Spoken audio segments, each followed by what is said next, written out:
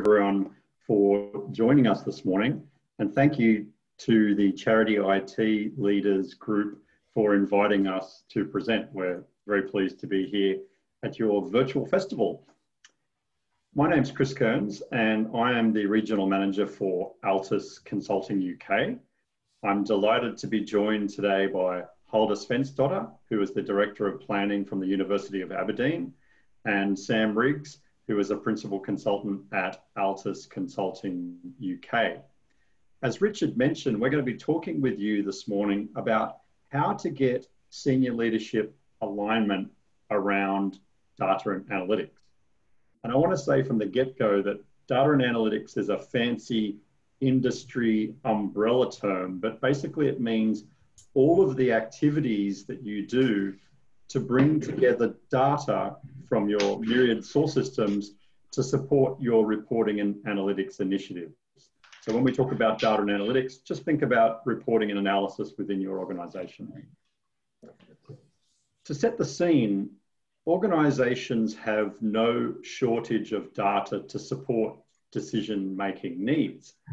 And for charities such as yourselves, you no doubt have things like fundraising platforms, finance systems, HR systems, and no doubt many others.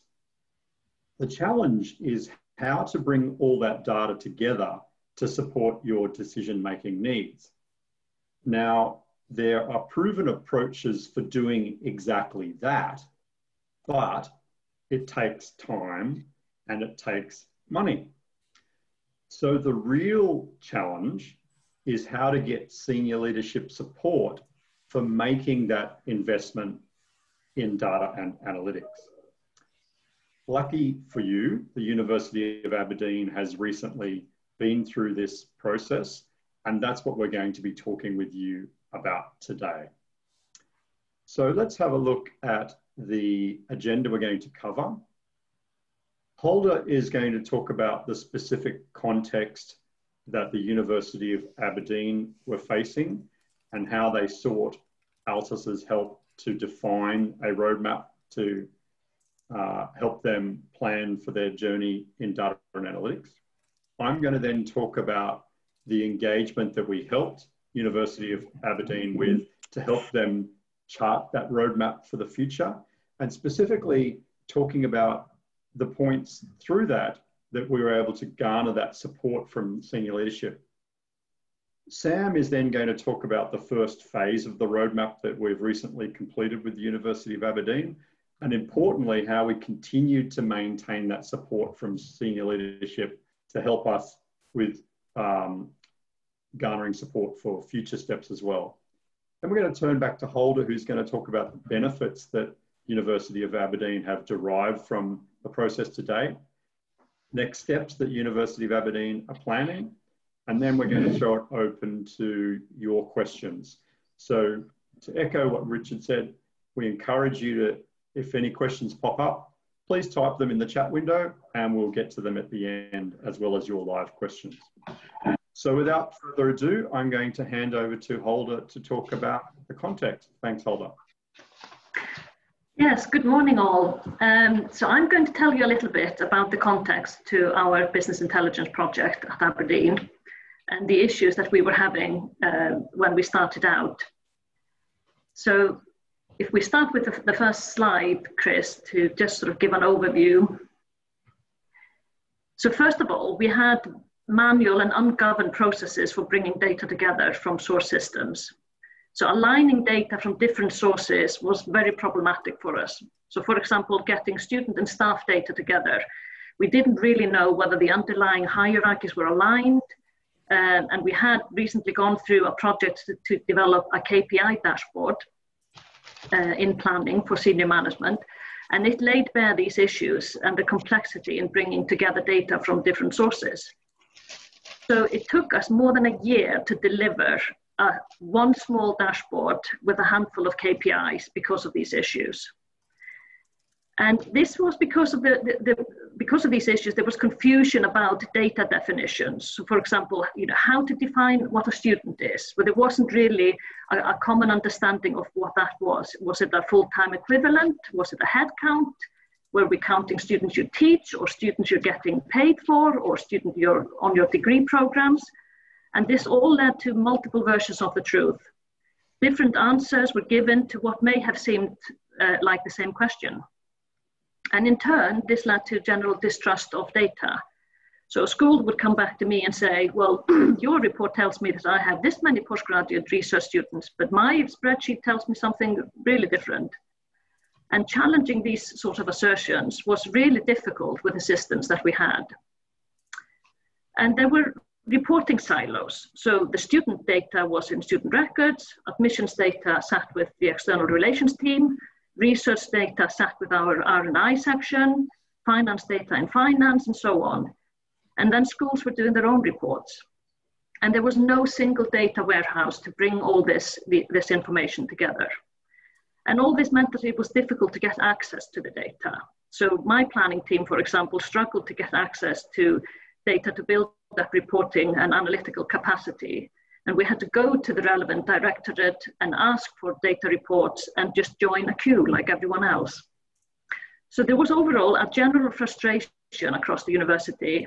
There was lack of access, data queues, lack of clarity, lack of understanding, and the result was that there was very limited use of data in day-to-day planning or strategy development.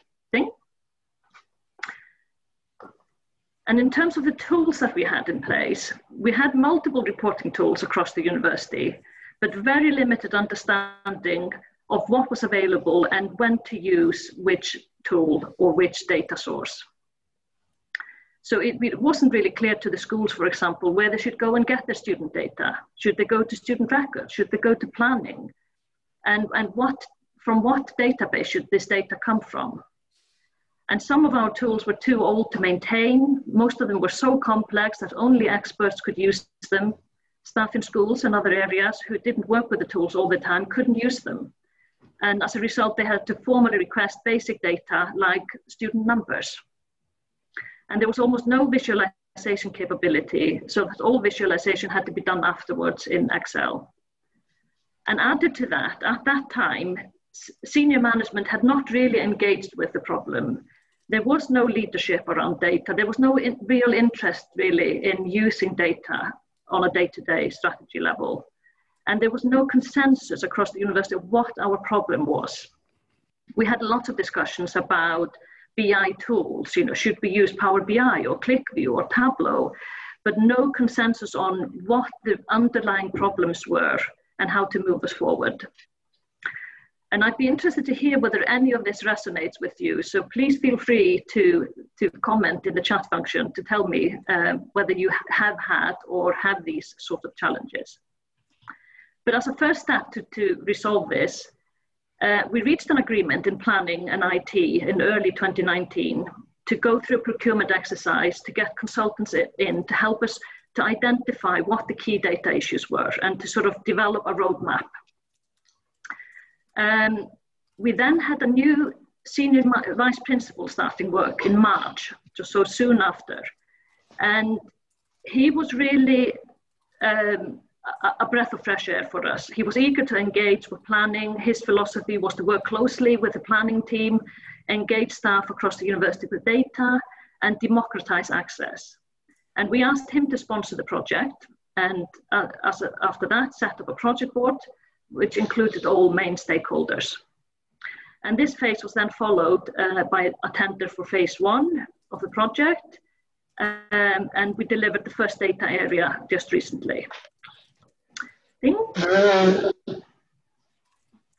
So I just wanted to show you this slide to show you the engagement strategy through the project board.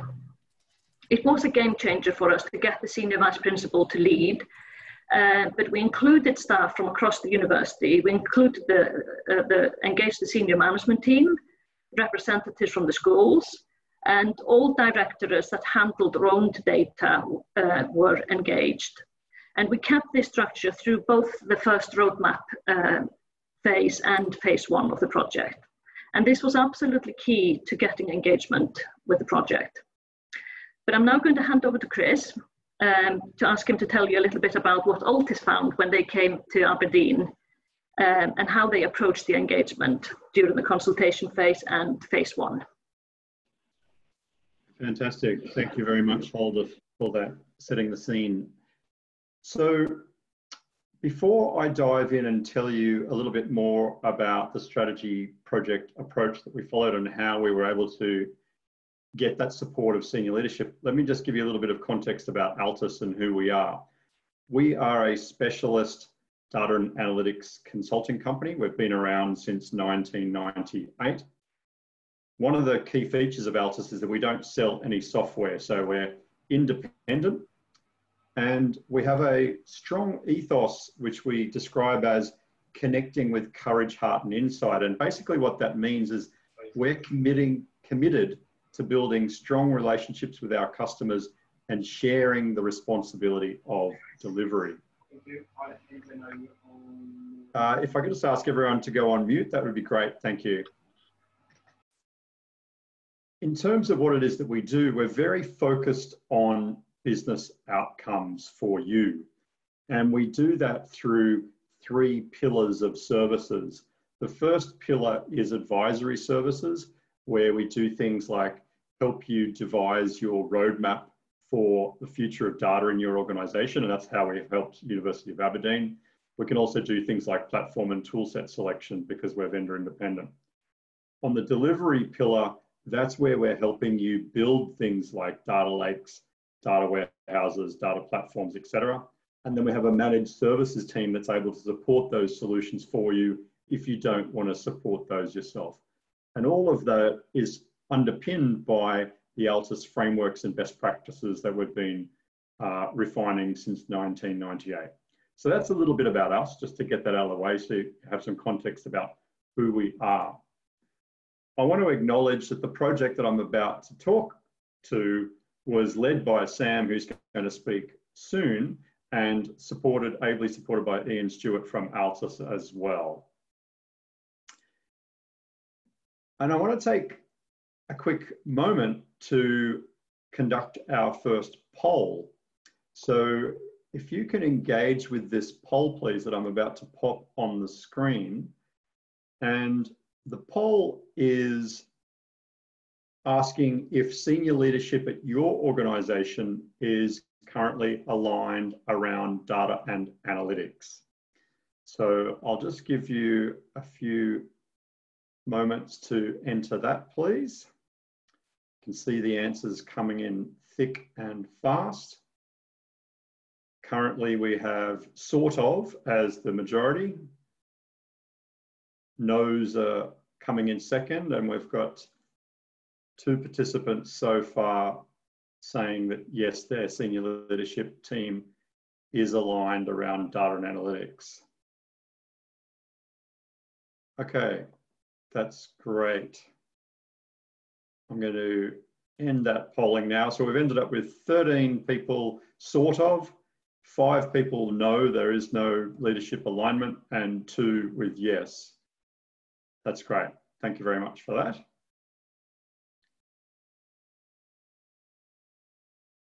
There are the results for you to see. And I'm not surprised to see that, to be honest. Cool. All right. So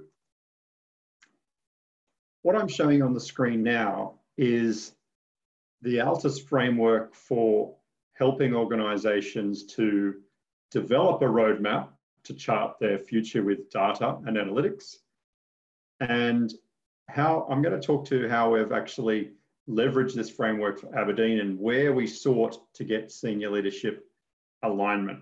We've delivered such engagements over 50 times for organisations across the UK, Australia and New Zealand, and we've refined that approach as we've gone. The first step, which I've just highlighted on the screen, is the strategy and roadmap engagement. And that's the bit that we've helped with University of Aberdeen. I'm going to go into that in some more detail. Once that roadmap is established, we then need to seek endorsement. And what that means is senior leadership or the board approving that roadmap and allocating funding before we can then get on and execute that roadmap or execute the steps within the roadmap. So for University of Aberdeen, we've done the developed strategy and roadmap piece, we've sought the endorsement, and we've delivered phase 1. So that's why the box is encompassing that, because that's what we're going to talk about today. So, as I said, I'm going to go through the steps that we took in the strategy and roadmap engagement with Aberdeen, and I'm specifically going to talk to the bits where the senior leadership team were engaged. And Hulda gave us a clue to that already when Carl joined and he took on the sponsorship as the senior vice principal of the university. He was a great support to the project, and he kicked things off by communicating with the broader university that this initiative was going to take place. He included some materials that we'd prepared that described how the project was going to run, but that was, if you like, the first step in engaging the broader university in the data and analytics initiative. The next step was we attended on site in Aberdeen to kick off the project. And we had the senior leadership group and key stakeholders from across the university in that meeting. And the importance of that meeting was for everyone to be aligned around what it is that we were trying to do, the deliverables, the scope, any risks, what everyone's roles and responsibilities were, etc. A key part of that was announcing that planning and IT were the joint owners of the project. And that was important because there was some tension between the planning and IT group as to who would own data and analytics within the university. So that was announced that they would be joint champions of the project. So the project kickoff was a key part of engaging the senior leadership team in the data and analytics journey. The next step was that we conducted what we call an Educate on Principles session. And this is all about us sharing the language that we use in data and analytics with stakeholders across the university. So being an organization that has a lot of experience in higher education, we understand the language of higher education. It was now up to us to share our language of data and analytics so that when we engage with stakeholders in workshops, which I'll describe shortly, they had a better understanding of what it is that we were talking about, of where we were coming from and what we were looking to achieve. Again, this was another opportunity for us to engage people in the data and analytics journey. The next step is that we conducted 18 different workshops with stakeholders across the university with 2 goals in mind. Firstly, for us to gain a better understanding of the current state of reporting analysis within the university. And secondly, to understand the future state requirements that people had for data and analytics for the university. So we conducted those 18 workshops and we collected a whole lot of information. And from that, you can see on the right there, a diagram which we produced, which captures the current state of data and analytics at the University of Aberdeen. I don't expect you to read all the details there. They're just kind of shown as indications of the sorts of deliverables we produced. But one thing that you may notice there is lots of Excel icons, and that might be familiar to you in your organization. The University of Aberdeen did a lot of bringing disparate data together manually in Excel, and then a lot of reporting manually in Excel. And if that sounds familiar to you, please feel free to pop a comment in the chat window. So those workshops, again, were a touch point for us where we could help people understand what we were trying to achieve, at the same time understanding what they were wanting to achieve. The next step in the strategy and roadmap engagement was to have our first meeting with the project board. The project board was comprised of a lot of the senior leadership team that Hulda described early, and was chaired by the Senior Vice Principal of the University, Carl Leidecker. This was the first of 3 project board meetings that we had through the engagement. And I want to quickly add that the engagement was only 6 weeks long, spread out over a 7-week period. So we needed to make sure that we had regular contact with the project board. And this first one was very important because it was effectively the first time that we were meeting them as a group. So we wanted to make a positive impression. And so our job in this first project board meeting was to describe the progress that we had had to date. So we gave them an update on the current state findings. We gave them an update on the requirements that had been gathered to date. And we sought their feedback. And this is an important part of garnering support from senior leadership, is to make sure that their voices are heard. So this was a really critical, important first meeting with the project board. After that, armed with the information of where the university was from a current state perspective, armed with the information of the requirements around where they wanted to go, we could then work with the university to define a future state, i.e., what might data and analytics look like in the future for the university. And that also included a discussion around platform and tool sets, again, because we're vendor agnostic, we're able to give them independent advice and also have a discussion around what the future operating model might look like, i.e., how are the university going to support and maintain the solution, and how are the university going to further develop the solution. So we talked some options around that, and you'll see the diagram here is representing a technical view of what the future state might look like. And you'll notice, hopefully, an absence of Excel. We were trying to ensure that the university was moving away from their error-prone manual data collection and reporting processes.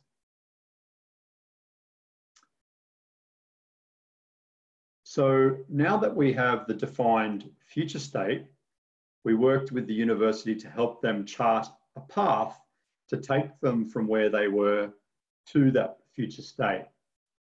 And we broke that path down into achievable chunks. And part of that was defining the data subject areas that they wanted to achieve. And you can see a whole list of them there, and I'll come back to those shortly. But that path is that, or the roadmap, if you like, is a very important step. And so the next part of our journey was to engage again with the project board for part 2A of our meetings with them. We again described the progress we had made and sought their feedback. We also, you can see a diagram down in the bottom right, socialized some options for how they might be able to move forward. One is that the university could take the roadmap that we provide and go ahead and execute it themselves. One is they could fully outsource it to a partner such as us. And another is that there could be a shared model where we're able to help them, and then over time, our help diminishes as the university becomes more self-sufficient. And that is in fact the model that the university decided to adopt. So the second project board meeting, again, was an important point for us to be able to engage with senior leadership and make sure their voice is heard, keep them up to date so that they can feel they're part of the journey. Very important part of garnering their support. The second part of that meeting, which is held later that day, was to get the senior leadership team's input on prioritizing those different data subject areas. This is crucial. If you want people to be aligned and support your data and analytics initiatives, they need to own the priority order that the roadmap is going to be delivered. So we used a simple prioritization matrix approach to get their input, where we literally took post-it notes and had the senior leadership team tell us where to put those post-it notes in this magic quadrant, or this quadrant. The quadrant is simply showing business benefit on the y-axis and feasibility on the x-axis. So you can see that post-it note number 3, which represents the student population data subject area, it was deemed to provide the most business benefit to the university and to be the most feasible. So it's up in the top right-hand corner. And as you move down towards the bottom left-hand corner, things become less feasible and less benefit to the university. So that was the simple way that we were able to get senior leadership alignment around priorities. And again, that's helping to get alignment, more broadly speaking, for the data and analytics investment. The next step was that we brought all this information together, we finalized our documentation, we finalized the presentation, and we had our final project board meeting. And you can see I've listed no surprises there. That's our motto in these type of engagements. We need to make sure that we've socialized ideas, we've got feedback, so that when we get to the final presentation, we're not surprising anybody with any new information. And that's the case here. You'll see down the bottom right, there's a roadmap diagram. Hulda's going to show you a bigger version of that later and talk to the progress that's been made against it.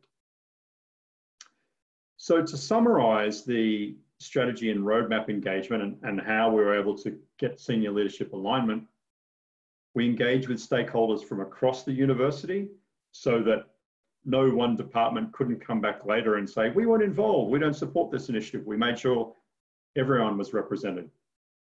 We had ongoing engagement with the planning group and the IT group throughout, and that was important, as I'll come to in a minute. We had regular updates with our sponsor, Carl, the Senior Vice Principal. We met with Carl and Hulda every week, in fact. We had regular updates with the project board to socialize ideas and get that feedback, as I talked about. And this level of engagement with different stakeholders enabled us to gain their trust. And trust is obviously a super important element to getting people's support for future investment. The roadmap that Hulda's going to show you was endorsed by the project board. And importantly, it was agreed that the planning department that Hulda runs at the university would own the future state solution. That was important because prior to this engagement, as I mentioned earlier, there was that tension between planning and IT as to who would own data. So that was a good outcome of the engagement as well. And finally, the project deliverables of which I showed you a few were used as input to the investment business case. So hopefully that's given you an idea of how we were able to seek and garner the support of senior leadership through the strategy and roadmap engagement. I'm now going to hand over to Sam, who's going to talk about the delivery of phase 1 and how we continued to garner that support of senior leadership. Thank you, Sam. Thanks, Chris. So after completing that strategy and roadmap in June 2019, we commenced the delivery phase of the project in February of this year. And phase 1 had 2 aims. The first was to establish the core elements of Aberdeen's future state. So that includes things like software, infrastructure, and data governance structure. And the second was actually to provide some data to the users, and that data was going to be focused around student population. So in this section, I'll talk about some high-level architecture, one of the visualization outcomes from the phase, and some key project takeaways. Ding. So this is the future state architecture, and this pattern will look quite familiar to those of you who have worked on data platforms before. Ding. Looking over on the left-hand side, we see data sources, and this is essentially the data that users want access to. So these data sources could be anything from files to machine data or weblogs or multimedia, but specifically for Aberdeen, these are primarily on-premises relational database systems. Ding. Over to that middle tier of integration, and here we're capturing data from several source systems, then we're applying business rules given to us by the subject matter experts, and we're storing that history of the data. Aberdeen has data center infrastructure that it wanted to utilize, and they have existing on-premises SQL Server databases and expertise, and they plan to ultimately maintain the data platform themselves. So for that reason, they made a practical decision to keep the data storage and processing on-premises using SQL Server. Ding. Over to reporting and analytics, and you can see that tool set there, Power BI. So during the strategy, there were several candidate analytics tools, but in delivery, of course, it's necessary to choose one. And Power BI met all the visualization requirements. It fit in nicely with existing software licensing, and it had already seen some use by some areas of the university. So I'd consider choosing Power BI another practical software decision. Ding. The portal access to that data in Power BI, or the use of Power BI, uses a bimodal BI approach. And you may have heard of this as a gold, silver, bronze, or traffic light system elsewhere. And that's where mode 1 is that governed, highly tested data set or report or dashboard that has been approved by the subject matter experts and is accompanied by a data dictionary. And this is the most commonly used area of the portal, is that mode 1. Ding. And mode 2 is everything else. So this is giving users the ability to connect to additional data sets, to do some ad hoc analysis, and then to share the results of that analysis with others. So that's a look at the high-level architecture. I'm now going to move on to one of the data visualization outcomes. Ding. And this is a screenshot of a dashboard that was delivered, and it shows enrollment figures at the University of Aberdeen. So this is just one of those artifacts that could be built with the student population data. On the top left, you can see the enrollment figures for the past 5 years, and then the rest of the dashboard is a single year breakdown of some detail there. So to talk a little about some of the typical dashboard features that we are considering, the first there is colors. And you can see this dashboard is very neutral. There's nothing alarming, nothing popping out. And that's simply because there are no KPIs or targets assigned to this dashboard yet. So there's nothing to indicate that any of the metrics are good or bad. And for that reason, the data is presented neutrally with a single color. The other thing you'll see is that the entire dashboard consists of bar and column charts. And data visualization experts love these because they allow our eyes to accurately compare one measurement to others. And that's something that things like pie charts don't do quite as well. Ding. Each individual aspect of the dashboard is interactive.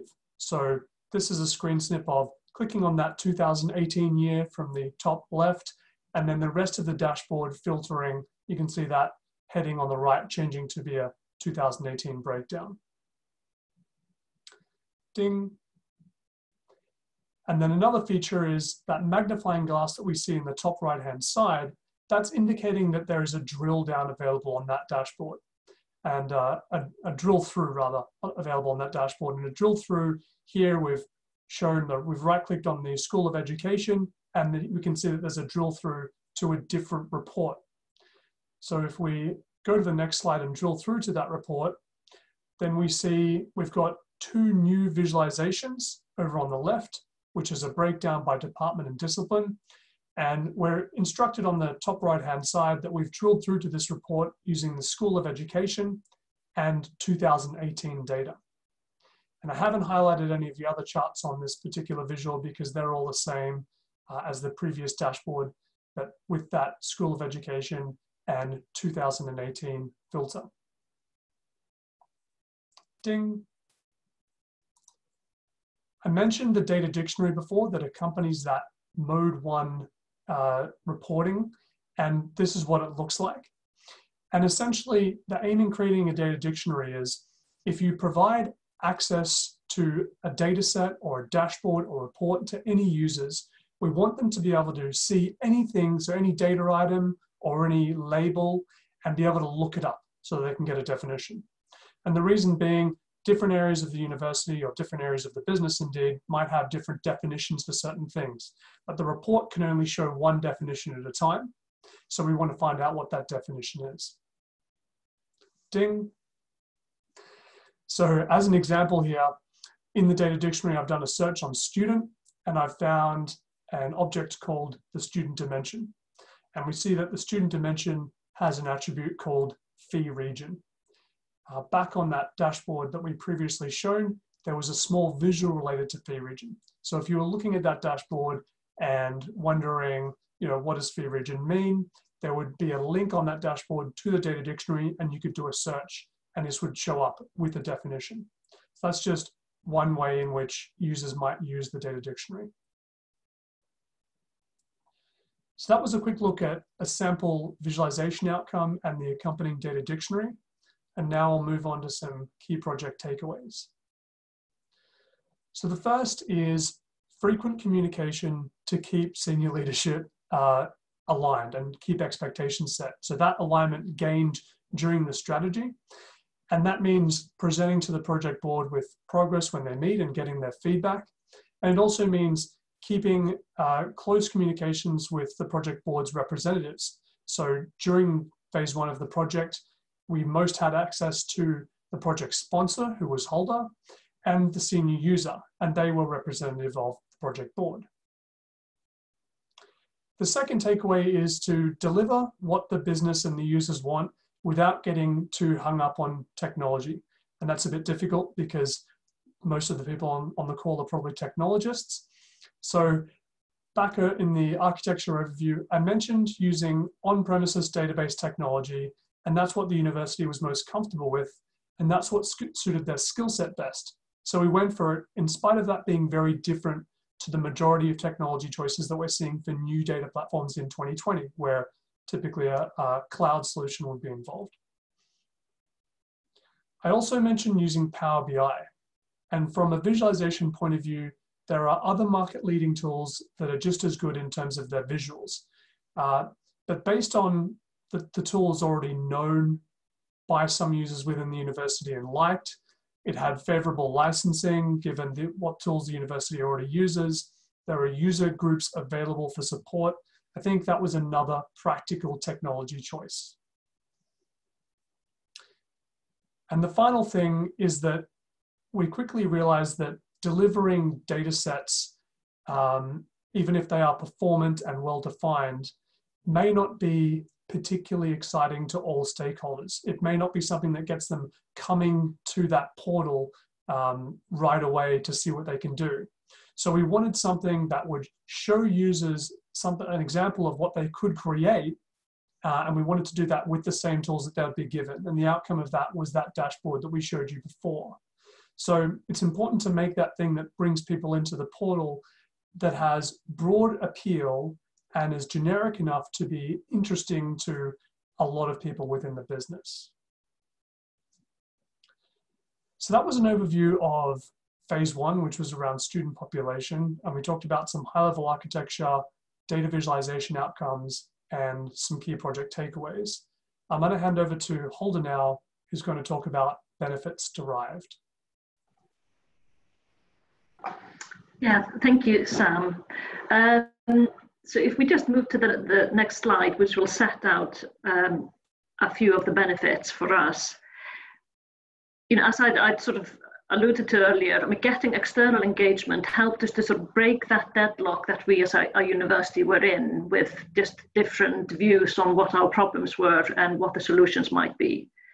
So through all this engagement with the strategy and roadmap phase, we got a much better understanding of our systems.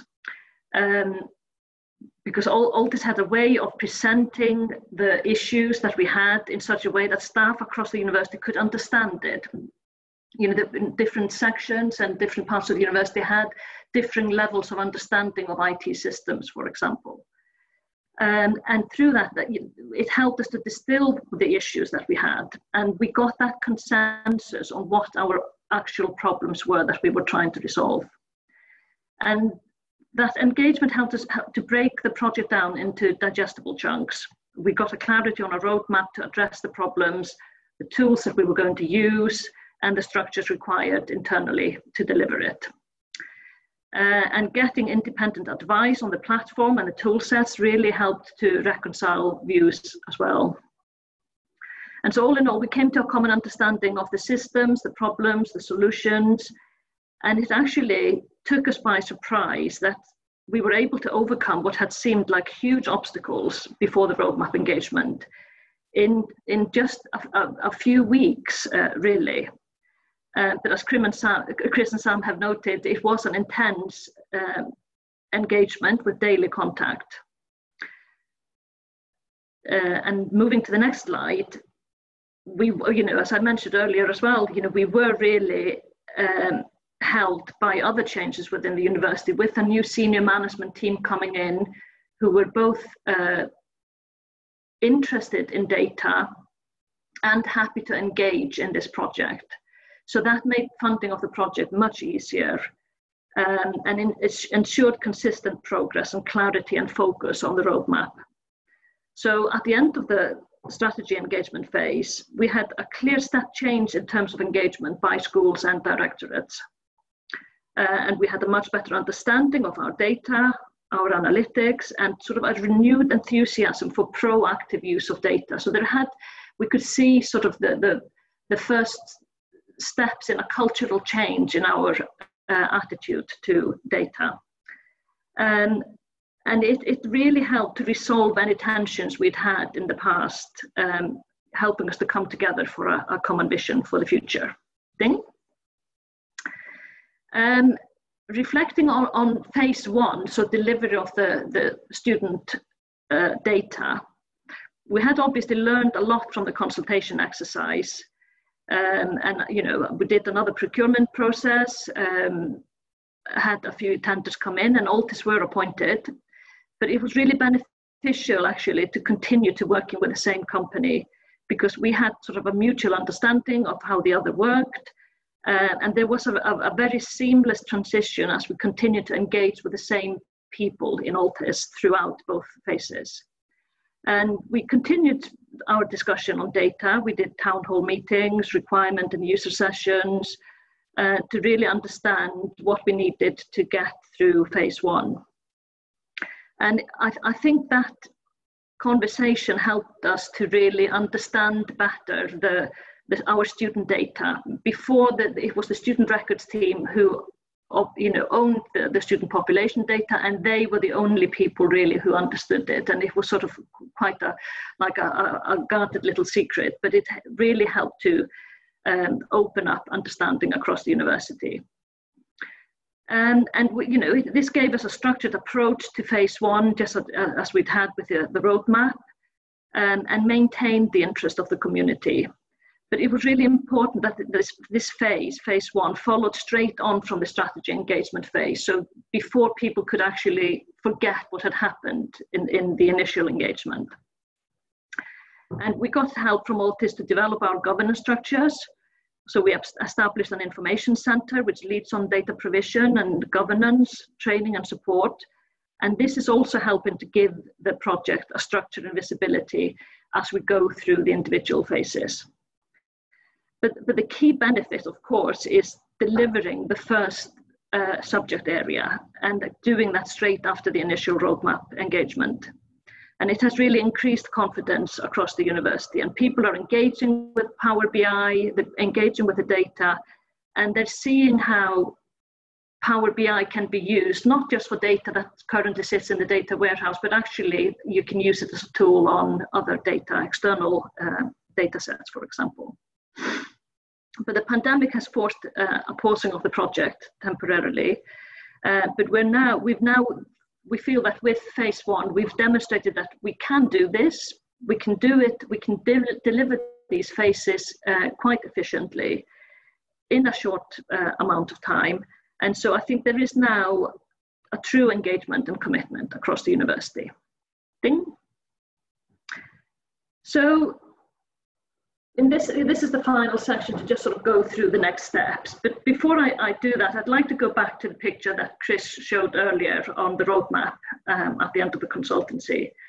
And just to sort of show you what we've delivered so far of what was set out in the roadmap. So we've delivered a governance framework, as noted earlier with the information center, a data dictionary. We have processes to ensure data quality and a change management process in place. We have a steering group up and running. We're delivering a proactive communication strategy to engage staff. And we have a new visualization tool in place with training. And we're decommissioning older tools as we go. And in terms of the data warehouse itself, we have the platform in place with associated tools. We've delivered the first subject area with all the student population data in the warehouse, and the architecture is all now in place. Ding.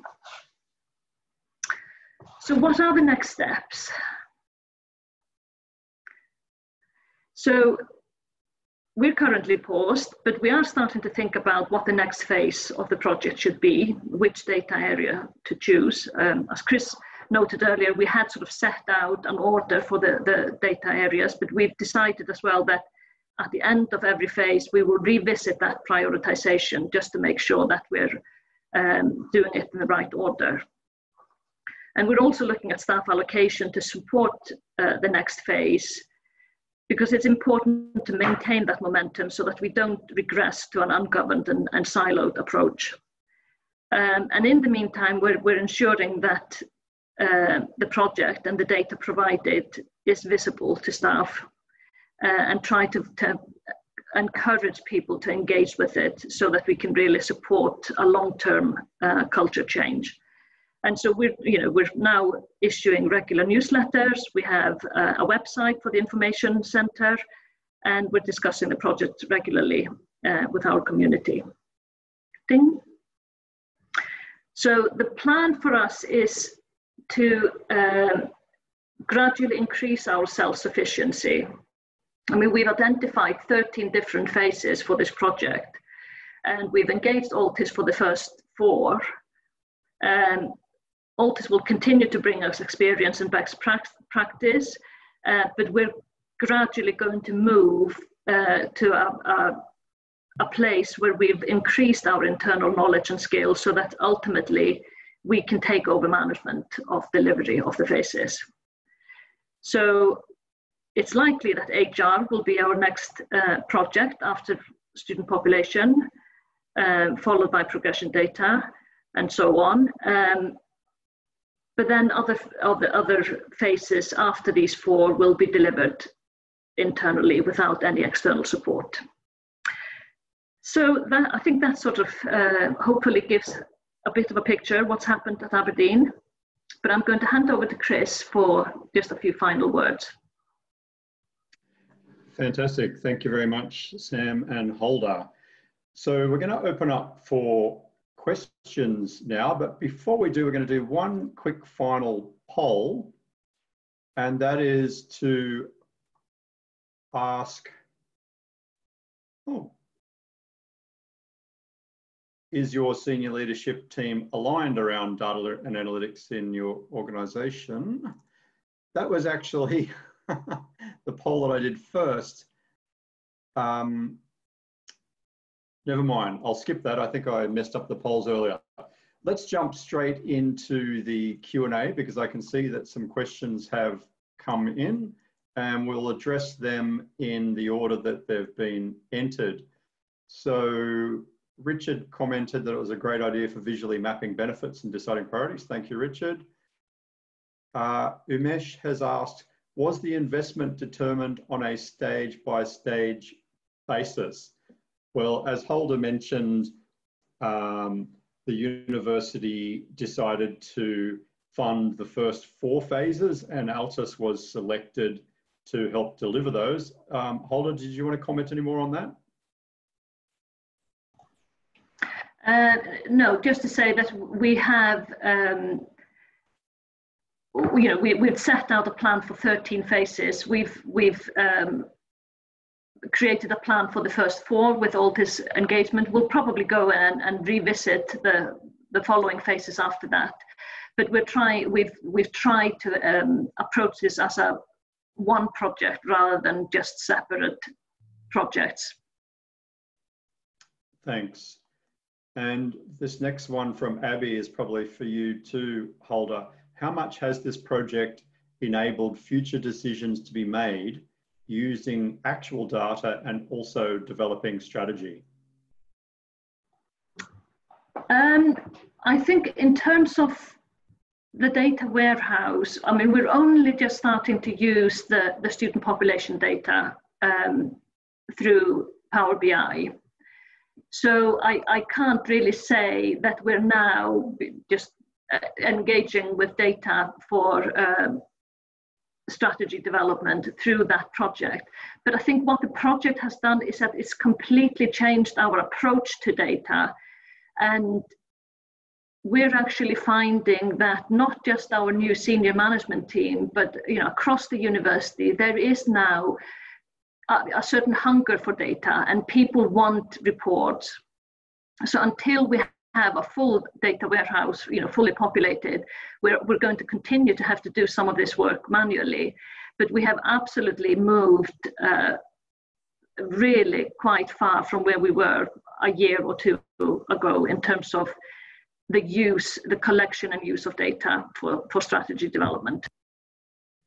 Thanks, Hulda. Sam, I think I'll throw this next one to you. Did you use an agile methodology? I'm assuming the university used Office 365. Was Power BI used as it is built in and the pricing is attractive for education organisations? So firstly, on the agile methodology, we use agile when it makes sense to do so. So a great example of that is the dashboard that you saw demonstrated.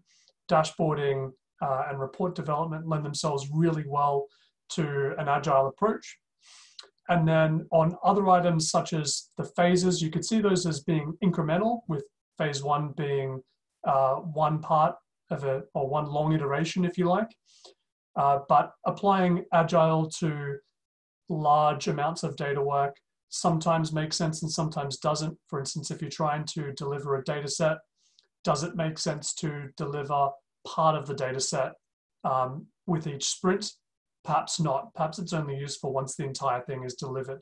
But I would say that rather than being some monumental effort that's over half a year or even years, these phases are much shorter than that in the time frame of about 2 months. And then for Office 365, I do know that the university uses Office 365, but the rest of the Power BI decision was made by the director of IT, so I'm not entirely sure of the specific circumstances there. Hulda, did you want to add anything to that? I think it's fair to say that, yes, education sector does receive attractive pricing discounts from Microsoft, and I think it's fair to say that would have factored into the decision, along with other things that Sam mentioned earlier. The next question, Sam, is also for you. What tool was used to deliver the data dictionary? Sure, that was a Power BI report, actually, just disguised as something that's searchable and available. And that's, again, a practical way to deliver something. It's in the same portal as all of the other reports, so users can navigate to it and use it without having to go to a different technology. And you would typically just choose something that makes sense. If, for instance, you're on the Azure platform, you may consider something like Azure Data Catalog, or a tool that was built specifically to be a data dictionary or a lineage tool. But for Aberdeen, it made a lot of sense to have that data dictionary in the same place as its reports and dashboards. Thanks, Sam. The next question is from Umesh as well, and this is for you, Hulda. was it possible to provide a return on investment analysis? Yeah, this was a little bit tricky for us because this is a big project where we're trying to do something new. I think a key benefit for us, we felt, is that we're now actually democratizing data. Before, our schools and individual directorates could not access data themselves. They would have to go to the appropriate directorate to get that access, and they would not be able to mesh the data together. That's a key benefit. It's to get the data out to all staff, and that's difficult. It's difficult to measure return on investment in those terms. But what we did is that we did look at all the different phases and looked at what the long-term benefits would be. So, for example, being able to having our student data, for example, in the data warehouse will make it much easier for us to manage our population. It will help us avoid any penalties from the Scottish Funding Council in terms of how we manage our populations. It will help us to recruit more students. And you can find those benefits for every single phase of the project. Great, thank you, Hulda. The next question, also from Umesh, is: did the university need to recruit additional resources to take on the management of the solution? Is part one. And part two is: are these specialist skills that they did not have before? So we haven't recruited additional resources yet.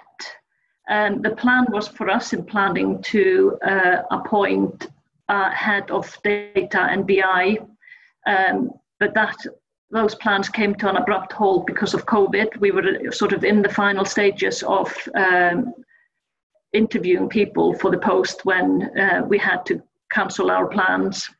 But that's definitely something we want to do in planning. We want to get that a specialist in who has experience in managing data and has skills in terms of data governance.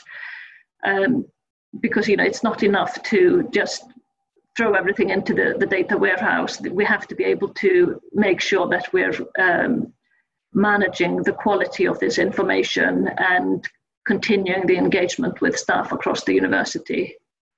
IT haven't appointed new staff either, but I think that's on the cards. And in the meantime, they have just reassigned resource within their teams, as we have done as well.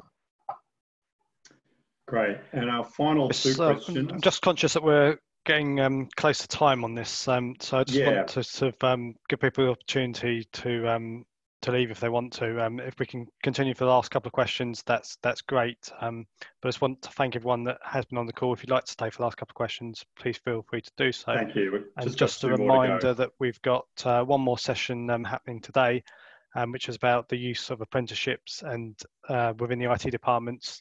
And that's being hosted by Melissa Wary from the RSPB. So if you're able to join us at 2 o'clock today, it'd be great to see you.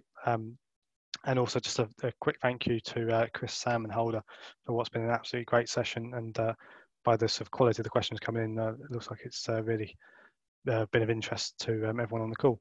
But yeah, if we'd like to finish the last couple of questions, that'd be great. Thank you, Richard. We will tackle these last two questions. And I just will say, before anyone might have to jump off, if this is of interest to you and you're interested in having a chat as to what your organisation is trying to achieve and whether we might be able to assist you, then we'd love to have a chat.